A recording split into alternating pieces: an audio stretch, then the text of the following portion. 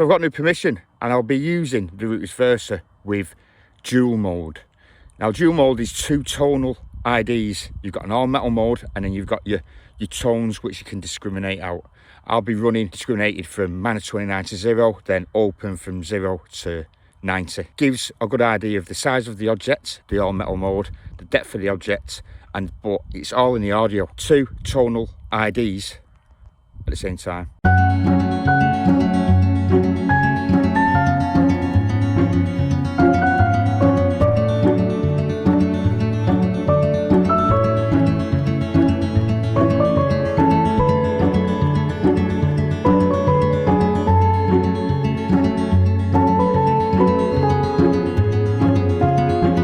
Welcome back to the channel and a new permission. Loads of land up in Scotland, pasture, and I've been directed onto a field where there's an old ruin. So I'll get up there and I'll go through the settings and why I've picked them as the video goes along. And that just stops people that don't really want to know about the detector. They just want to see the detecting. They can still see history being brought up whilst I'm talking about what settings I'm using. See just behind that hedge, little 1700 stone building without the roof on. We'll have a closer look now.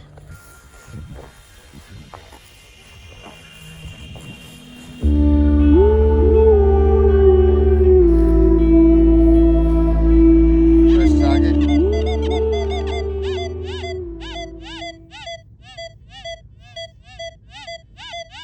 I'm using field dual mode and I don't know what it is, but it was a good 9-10 inches deep. It's quite modern. Let's go on to the next. I'm in wet mode, even though it's not wet. Got the recovery down to 3. If we were just a bit of tat, and this was a 62, we've got a big yellow bus. So in dual mode, we've got so much information in the audio. I've got dual 6 tone.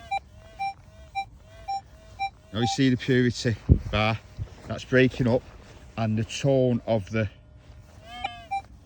all metal in there is saying it's quite deep because that's shallow. Yeah,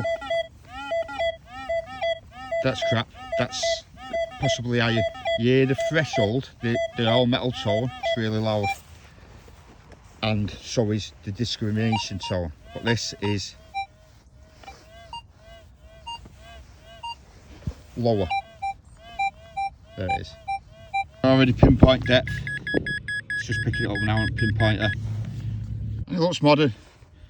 Bit of modern bracket, pipe bracket.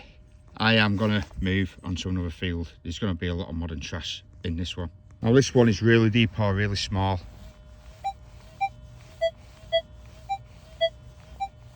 Well, this is good to see. This looks like, is it a lead bag seal? Definitely something going on there, and it's old lead, but it's only about 3 inches down, so this land has been ploughed. There's got to be Roman or hammers. Let's just look at this target. It's actually iron.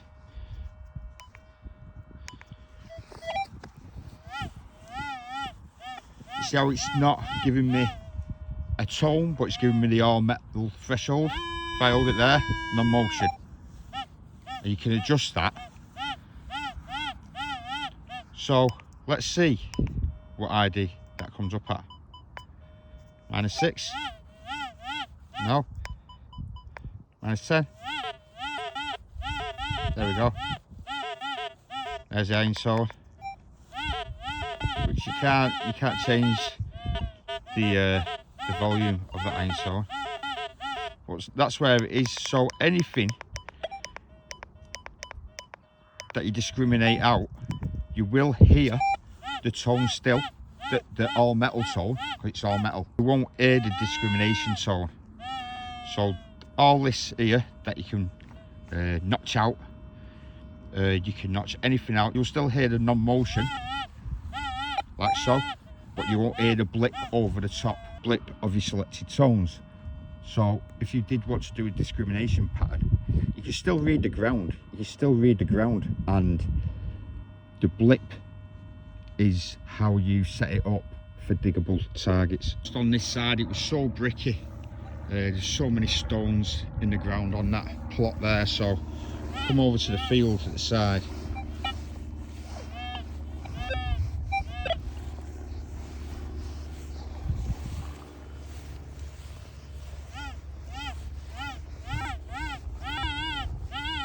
Shallow iron, big iron.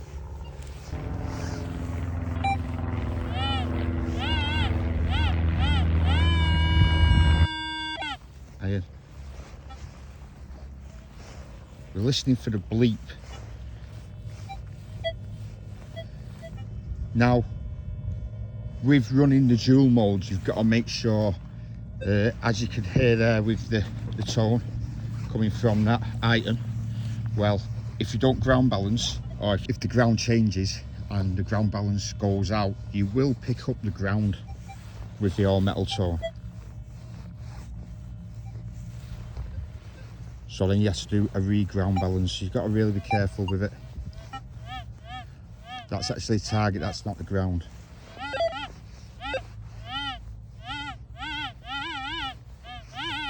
It's a big target. Nothing we're looking for though, because we haven't got that tone over the all metal. You want them both together.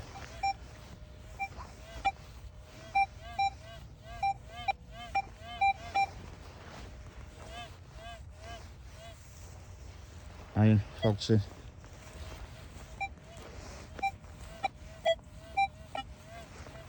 Faulty. First time I've used this mode, and yeah, it's quite straightforward, to be honest. It's got another layer in the audio that you can use for depth perception. That's an 18, but I've heard you've got the tone, and then you've got the all metal. So seeing that's a low conductor, I'd say that's something small and not that deep. So there's two targets in this. In the clod, there's a +1, +4, near enough iron.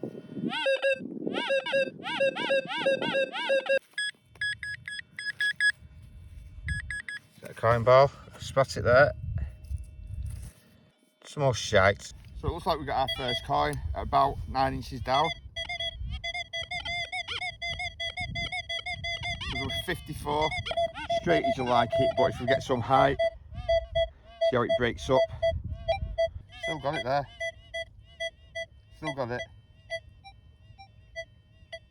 Faintest of signals there. I've got a feeling it's a William the third. I can actually see someone facing right, so we're talking. Let's see if we can get it for you. It's definitely going to need a clean up. Now look at the size of this. It's not a button because it hasn't got a shank on it. It must be a coin, but it's tiny. Coming up 20s. Yeah, 27. So about 5 inches down. It's tiny, but it's really thin. I thought, oh, it might be a Roman, because it's wafer thin.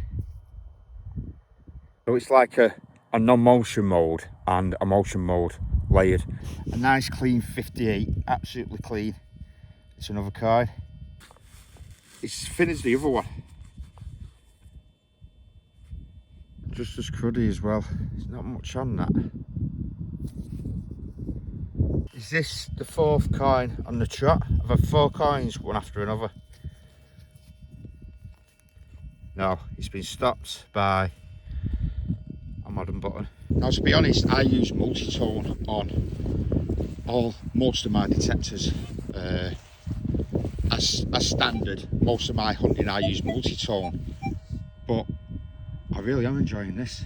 First time out with it, and I really am gelling with it. I'm finding it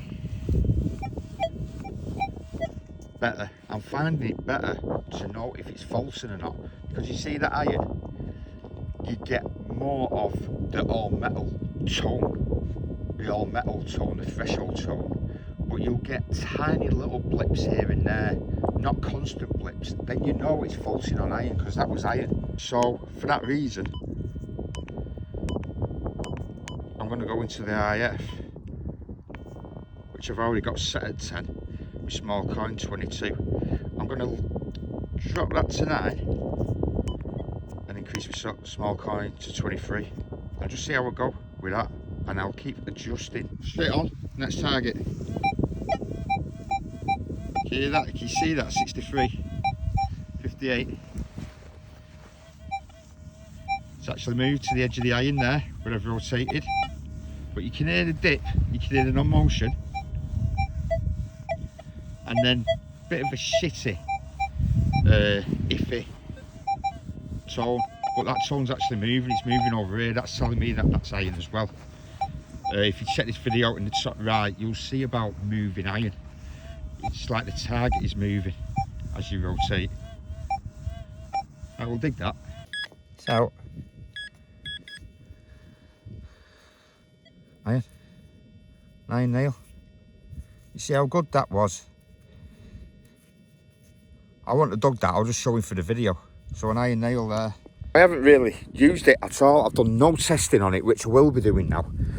Because a lot of people are saying, oh, it's a really hard motor to get accustomed to, but it's a lot easier than people are making it out to be. I've been out about an hour for them coins button. I know what falsing is, so I'm going to keep them settings. That was in the audio, but I could have, you can use the graph as well, and you'll find on the Versa, falsing comes around 60s as well. That number, be careful with that. It's the same with the Legend 27s, the Deus 2, depending with the Deus 2 on what program you run. There was a big chat about by the engineers on a stream, and they were saying about they made Deus 2 have 0, 6 through 9 when a target, a good target, is adjacent to an iron target. And they did this because there was a lot of falsing on the 86s. There is falsing on the 86s on the Deus 2, but what I found out, if you change the program, you can get falsing at 70s as well. So I don't know if they knew about that, because that's all they mentions with the 86s, but I can get falsing at the 76 as well, in the 70s on the Deus 2. With changing the program, changes the frequencies, will react to the iron differently, so it will false differently at a different ID, which isn't the best really.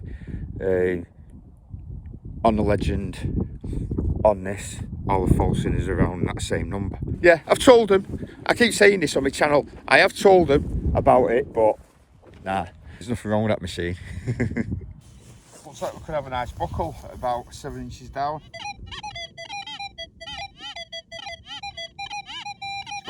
It's going between tone breaks there. Still in the clad. What age are we on here though? It looks like a little shoe buckle, that. We've had a pin going across. Yeah, nice little buckle, probably a couple of 100 years old.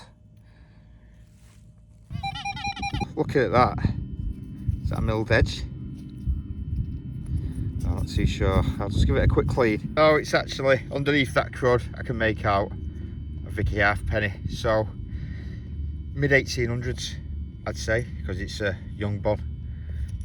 This is iron.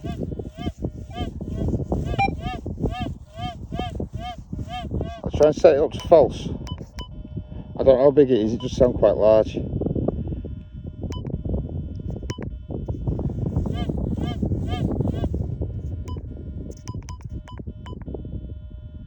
Down to 6 before now.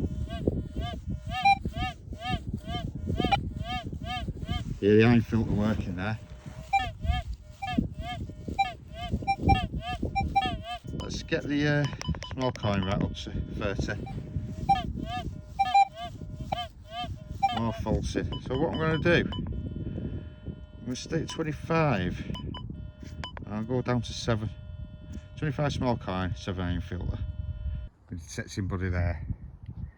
She's well keen. Yeah. All after all, non-stop. Constantly. She puts me to shame. Proper top lass and all, you know, a top lass. 5-6 inches down. For another coin. Well, quite a few coins today, to be honest. And it is don't want to rub it too much. It's quite acidic, the soil. Won't get me dissecting buddy to squirt and use a toothbrush on it. Got headphones on, I'm going to try it. Oh, she's turned around. Let's get on over. I'm going to use my Ribena juice cloth. So we got sticky.